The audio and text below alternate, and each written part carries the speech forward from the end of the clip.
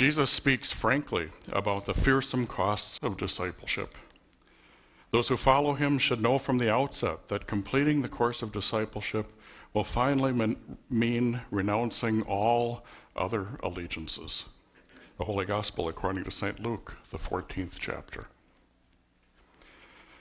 Now large crowds were traveling with Jesus, and he turned and said to them, "Whoever comes to me and does not hate father and mother, wife and children, brothers and sisters, yes, and even life itself, cannot be my disciple.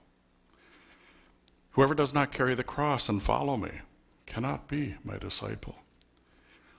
For which of you, intending to build a tower, does not first sit down and estimate the cost to see whether he has enough to complete it? Otherwise, when he has laid a foundation and is not able to finish, all who see it will begin to ridicule him, saying, 'This fellow began to build and was not able to finish.' Or what king, going out to wage war against another king, will not sit down first and consider whether he is able with 10,000 to oppose the one who comes against him with 20,000? If he cannot, then while the other is still far away, he sends a delegation and asks for the terms of peace. So therefore, none of you can become my disciple if you do not give up all your possessions." The word of the Lord. Please be seated. Sisters and brothers in faith, grace to you and peace from God our Father and from our Lord Jesus Christ. Amen. Oops. About 10 years ago now, my son was going through a crisis. He was in his late 20s, I suppose, at the time, and his favorite thing at that time, some of his favorite things were hanging out with his buddies and, playing video games and fantasy football. Those were the good days, the great days. But at that time, one by one, his buddies were getting married. And that was ruining everything. I mean, getting married was okay, but they didn't want to hang out anymore. What do you do then? And I remember he just couldn't figure it out. I mean, why do you give up hanging out together for life at home with a girl or a guy? I mean, what good is that? What's the attraction there? And so how do I explain it to him? Not that hanging out is not good, I'm sure it is, but they have found something even better. And he doesn't believe me. He just thinks they're nuts. The truth is, we have room in our lives for only one true love. Isn't that true? One thing that demands our deepest allegiance. What's yours? For my son, it was his friends and hanging out with them and all those deep relationships he had with them. For some people, it's love of country. For others, it's the love they have for their family. For others, I think, what is today, the first day of the NFL, right? For others, it's football. It's either watching it or playing it. And our true love, whatever it is, demands sacrifice. It's just the way it works. You can't do it without it. To be devoted to one, you must give up the others. To take a spouse, that means you must give up other men and women. Isn't that true? I mean, you can't be iffy about that one. I mean, think about if you come up to the altar and you're about to get married, and you're saying your vows, and one in the couple reserves the right to see other women. I mean, would that be okay?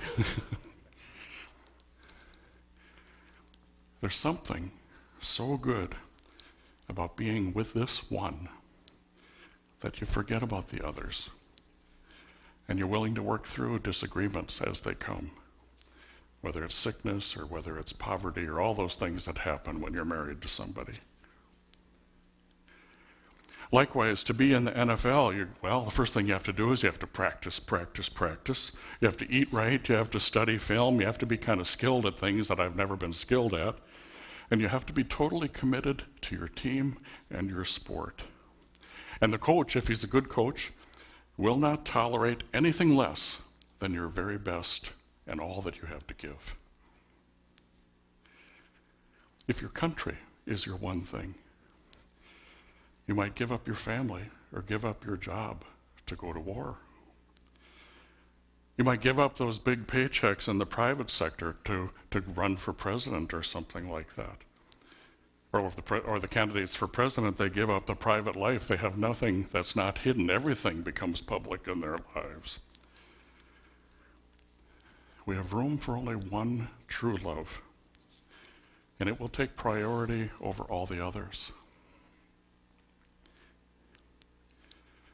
And so what happens when that one true love is not worthy of the gift, is not worthy of our full devotion? My son is kind of facing that now, or not now, but a few years ago. He's still facing it, actually. His commitment to his friends is not the same as their commitment to him. He can't understand their values. Some soldiers are facing that now. They gave everything for their country, and the country was not wise and spent their lives foolishly. They came home injured or unemployed and have not been taken care of by their country. Was it worth it? Or athletes at the end of their career, was it Andrew Luck, who just retired a couple of weeks ago, right? You have all that adulation and fame, and it all of a sudden just goes away. And your body is broken from all the exertions of all that time you put into it. And there you sit. And you ask, was the sacrifice worth it? And you begin looking for another true love, maybe. Phyllis and Dave were married and they had children. Dave was Phyllis's one true love, and the family became a natural add-on to that when they had a family. Phyllis was Dave's one true love until the alcohol began to take hold. And it gradually tore him away from her, and he began to devote his entire life to that next drink. He would be out all night. He lost his job. He was happy as long as he had alcohol, and he would gladly sacrifice anything for that next drink. And that was a horrible crisis for Phyllis. It didn't just take her husband and her income, it kind of stole the meaning of her life, because this family, this relationship was the meaning of everything for her. She had to stay with him. She had to hold on to him with all of her might, because it really was the center of her life until something better could come along. And then something better did come along. At church, of all places. I mean, who expects that to happen, huh? She came, she heard about Jesus, the one who loved her unconditionally, who continues to love her, who doesn't blame her like Dave does, who gave up everything for her, even his life. And she went to the communion rail that day. She heard the words. She tasted his love. This is my body given for you. This is my blood shed for you. This one, she discovered, is worthy of my devotion. Phyllis is still with Dave, but it's different now. She loves him and her family. She still does, but with a new perspective. The perspective of one who is beloved by God. And she'll faithfully serve in her family. That's her calling. And it's wonderful. But it's no longer the meaning of her life. The calling is different than the meaning.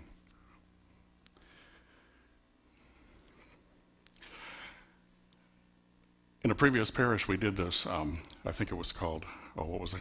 I lost what it was called. Anyway, we did this test, this evaluation. It tried to measure how the church was functioning in 8 different categories. And one of the categories that it was trying to measure was passionate spirituality. And we learned that passionate spirituality is not something most people say about Lutherans. They say that about some folks who are, Christian, but not necessarily Lutherans. We didn't have it. But when I thought about it, I thought, actually we all do have a passionate spirituality for something. It might be for spouse or family. It might be for country, it might be for all the stuff that we're accumulating. We all have a passionate spirituality for something. And those are all good things, by the way. They're not bad. But they're not worthy of our ultimate devotion. Count the cost, Jesus said.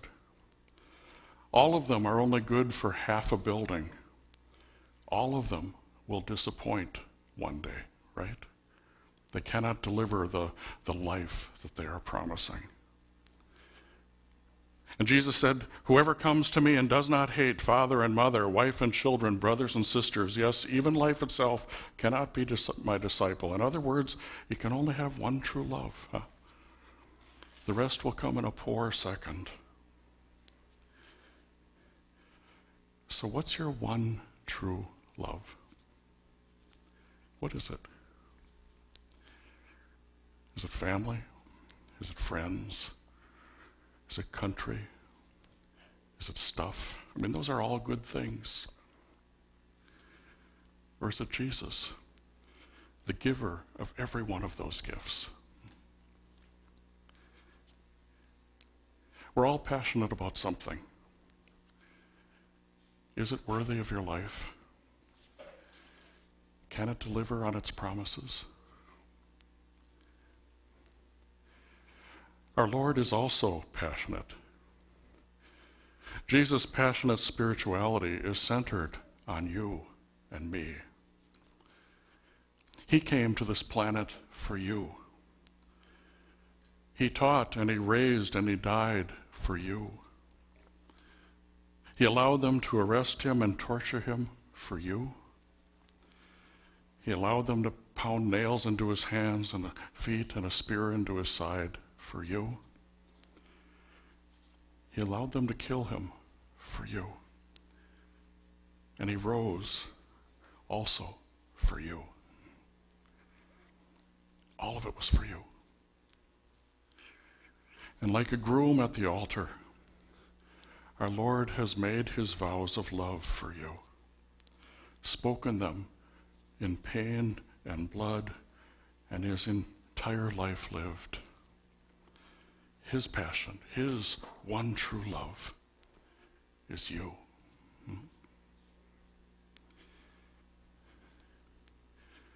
Do you hear how faith is more like a wedding than accepting a bunch of ideas?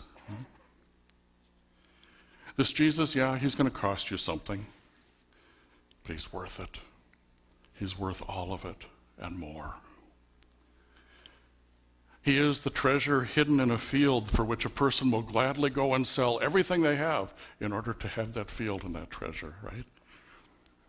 He is that pearl of great price, or maybe like the winning lottery ticket for which anybody will sell all of their goods to go and purchase. He comes again today to this table, and he renews his vows of love for you. Remember how he goes?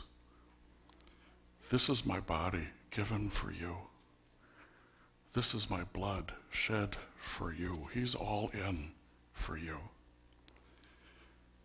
And he's there at the altar, and he's waiting for you. Say yes. Totally and completely. Let him wash you clean, and let him take you for the ride of your life.